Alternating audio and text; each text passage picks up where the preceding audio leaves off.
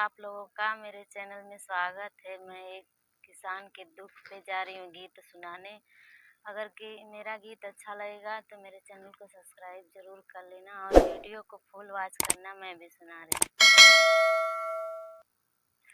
भादो आषाढ़ चाहे जेठ के घाम के हूँ बुझे नाही हो।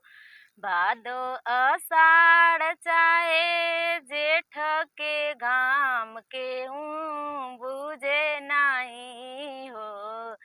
बरहो महीना नाही करे आराम के हूँ बुझे नाही हो। खेतवा में रोपनी किसनवा करेला, खेतवा में रोपनी किसनवा करेला।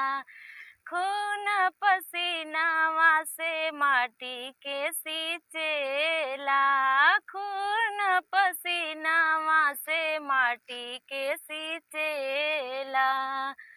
बद से बदतर बाउन कर खाना पीना केहू बुझे नाही हो।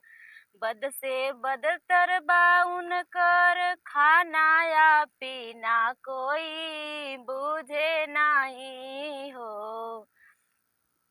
जेठ आषाढ़ चाहे जेठ के घाम के हूँ बुझे नाही हो। बरहो महीना नाही करे आराम के हूँ बुझे नाही हो। बरहो महीना नाही करे आराम के हूँ बुझे नाही हो। घरवा दुआर छोड़ सिवान में रहेला, घरवा दुआर छोड़ सिवान में सुतेला। सुत उठ सुत रात भर जागेला, सुत उठ रात भर जागेला। फसल क मिले नाही उचित दाम केहू बुझे नाही हो। फसल के मिले नाही उचित दाम केहू बुझे नाही हो। बरहो महीना नाही करे आराम केहू बुझे नाही हो। बरहो महीना नाही करे आराम केहू बुझे नाही हो।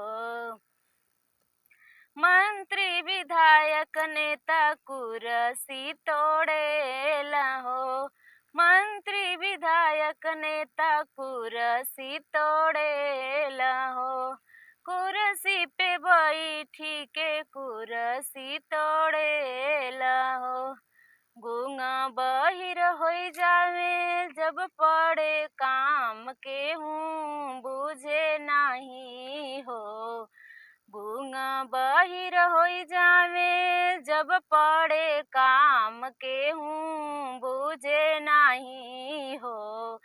बरहो महीना नाही करे आराम के हूँ बुझे नाही हो। बरहो महीना नाही करे आराम के हूँ बुझे नाही हो। भादो आषाढ़ चाहे जेठ के घाम के हूँ बुझे नाही हो। बरहो महीना नाही करे आराम के हूँ बुझे नाही हो।